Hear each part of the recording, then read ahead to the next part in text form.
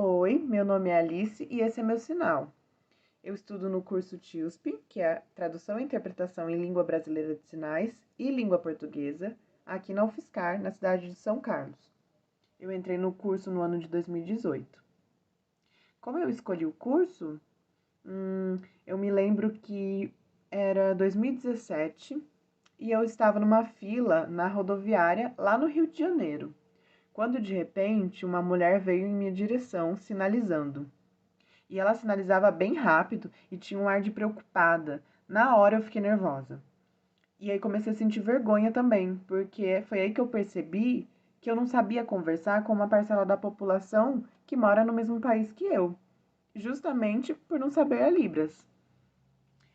Aí, ao passo que essa mulher se aproximava de mim, a minha ansiedade só aumentava. E eu pensei várias maneiras de tentar uma comunicação com ela, né? Imaginando que ela poderia estar precisando de alguma informação, uma ajuda. Mas aí, no final das contas, ela estava conversando com uma outra mulher que estava atrás de mim e eu não tinha visto. E elas estavam sinalizando e não tinha nada a ver comigo. Mas isso me marcou. No ano seguinte, eu prestei o Enem e quando eu olhei a lista de cursos na UFSCar, eu vi o TIUSP e na hora eu escolhi.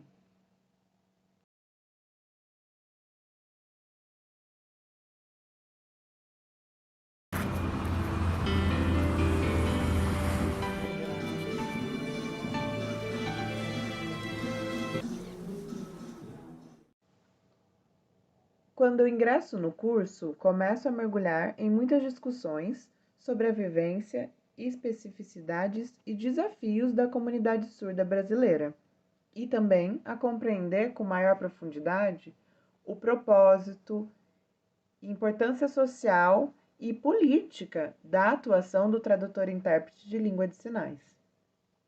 Paralelamente a essas discussões que borbulhavam, eu passo a perceber também o meu corpo travesti e ouvinte acessando este novo espaço para mim, que é o da surdez e do profissional intérprete de Libras, desencadeando novas inquietações logo no começo do curso.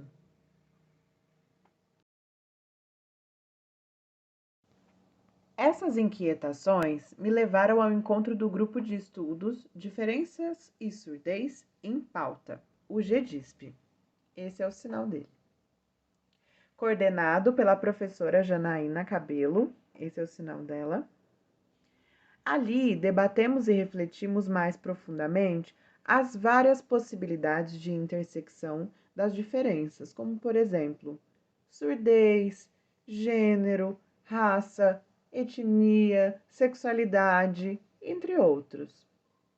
Também conheci o grupo de estudos Abaiomi, que me trouxe ótimas reflexões sobre o corpo dos intérpretes pretos e a necessidade de questionar o padrão de vestimenta, iluminação, edição de vídeos, tudo isso durante as interpretações e as traduções, enriquecendo muito meu pensamento crítico sobre o corpo do tradutor-intérprete de língua de sinais e suas especificidades.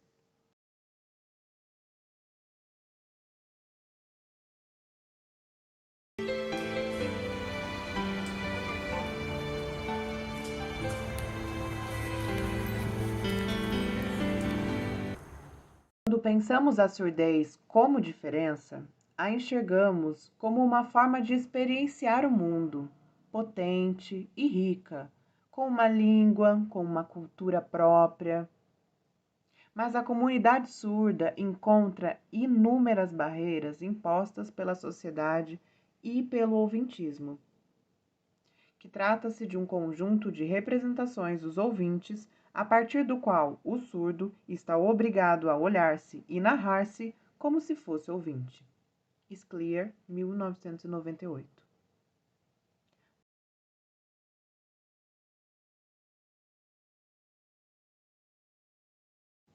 Portanto, pode-se afirmar que a comunidade surda é também um grupo inferiorizado pela sociedade e que luta arduamente por seus direitos, assim como os outros grupos igualmente minoritarizados. Vivemos em uma sociedade que, ao contrário do que alguns desejam, a realidade é a diversidade. Todos somos diferentes, mas algumas diferenças, ou a maioria delas, são massacradas, sobretudo no nosso país. Quando marcas identitárias se misturam, percebe-se a necessidade de olhar para o cenário partindo de uma perspectiva interseccional.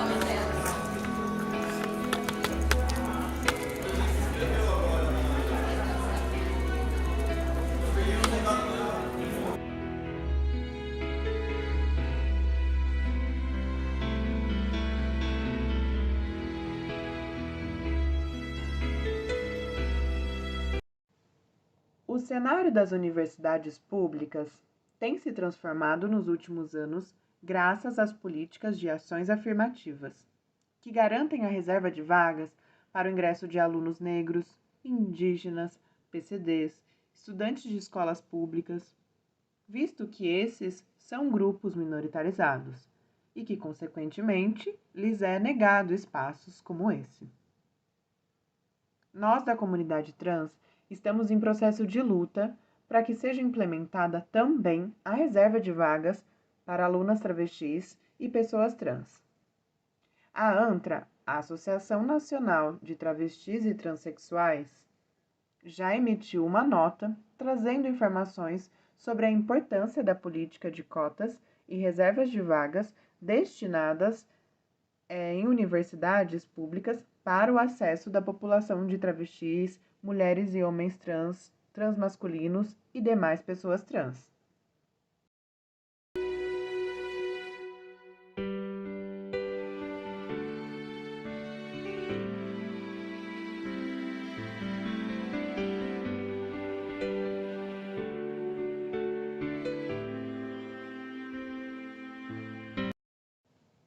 Como já foi dito, nossa sociedade apresenta um gritante cenário de desigualdade, violências e preconceito. Com relação à comunidade trans, as situações de opressão e violência são elevadas a altos níveis. O Brasil é o país que mais consome a pornografia trans e o mesmo passo que é o país que mais mata pessoas trans, sobretudo as mulheres transnegras e travestis negras. Temos barreiras diariamente para fazer coisas simples do dia a dia, por ignorância e desrespeito ao nome social. Somos abordadas sempre como se aos nossos corpos as regras sociais não se encaixassem, com perguntas constrangedoras, muitas vezes em público, sobre o nosso corpo, entre outras agressões. Isso tudo culmina em uma evasão escolar.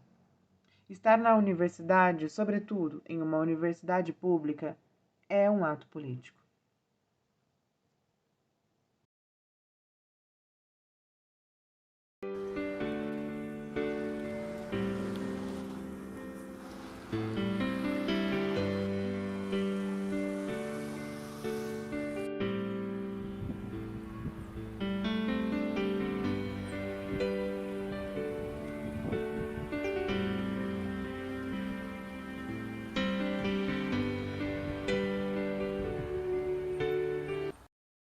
Assim como Angela Davis diz, quando uma mulher negra se movimenta, toda a estrutura da sociedade se movimenta com ela. É verdade também que quando uma travesti se move nesses espaços que nunca nos recebeu, aliás, que sequer nos enxergou enquanto possibilidade, todas nós movemos juntas, porque é a partir daí que começamos a contar quem somos e que começamos um processo, ainda que vagaroso, de desmanchar as ideias pejorativas e estigmatizadas sobre os nossos corpos e nossa existência, recriando novos imaginários, novas narrativas, as verdadeiras, sobre o nosso valor, sobre nossa resiliência, resistência e potência. Estar na universidade, numa universidade pública, e no curso de Tradução e Interpretação de Língua Brasileira de Sinais e Língua Portuguesa, é um desafio para mim. Justamente por sentir falta de pessoas como eu nesse espaço.